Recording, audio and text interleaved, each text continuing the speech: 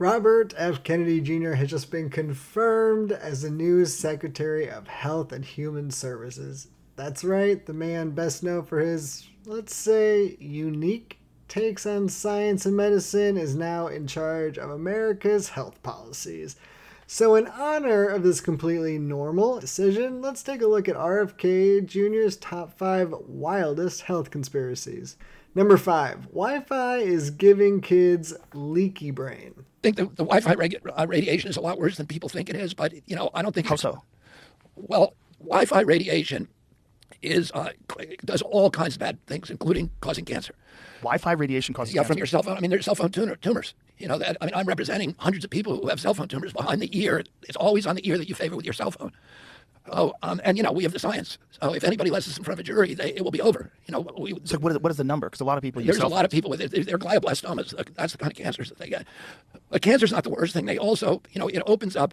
Wi-Fi radiation opens up your blood-brain barrier. And so all these toxins that are in your body can now go into your brain. How does Wi-Fi radiation open up your blood-brain barrier? Yeah, now you're going beyond my expertise. But what? RFK Jr. is convinced that Wi-Fi isn't just bad for you. It's straight up melting children's brains. Number 4, the gay frogs chemical takeover.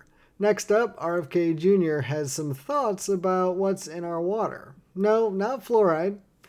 We're talking about atrazine, a pesticide that he claims is turning frogs gay. Particularly boys. It's probably underappreciated that how much of that is coming from chemical exposures, including a lot of the sexual dysphoria that we're seeing. They're swimming through a soup of toxic chemicals today, and many of those are endocrine disruptors. There's atrazine throughout our water supply. Atrazine, by the way, if you in a lab put atrazine in a tank full of frogs, it will chemically castrate and forcibly feminize every frog in there, and 10% of the frogs, the male frogs, will turn into fully viable. The brainworm incident. So RFK Jr. once casually mentioned that doctors found a worm in his brain.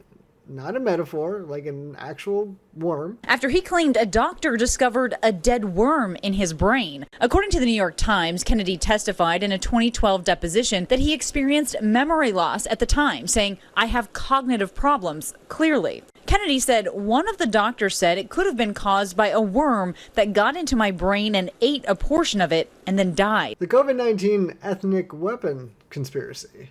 RFK Jr. has floated a lot of wild COVID-19 theories, but this one probably takes the cake. He suggested that COVID-19 was ethnically targeted. In fact, COVID-19, there's an argument that it is ethnically targeted. COVID-19 attacks certain races disproportionately. The races that are most immune to COVID-19 are because of the structure of the genetic structure, genetic differentials among different races of the receptors of the ACE2 receptor. COVID-19 is targeted to attack Caucasians and black people. The people who are most immune are Ashkenazi Jews and Chinese. But we don't know whether it was deliberately targeted that or not. But there are papers out there that show the racial and ethnic differential impact to that. We do know that the Chinese are spending hundreds of millions of dollars developing ethnic bioweapons. Vaccines cause autism. The OG of RFK Jr. conspiracy theories. And finally, the claim that had started it all for RFK Jr., he has spent years pushing the idea that vaccines cause autism. This myth has been debunked 1,000 times over. But this hasn't stopped him from spreading it over and over and over again. Vaccines do not cause autism. Do you agree with that?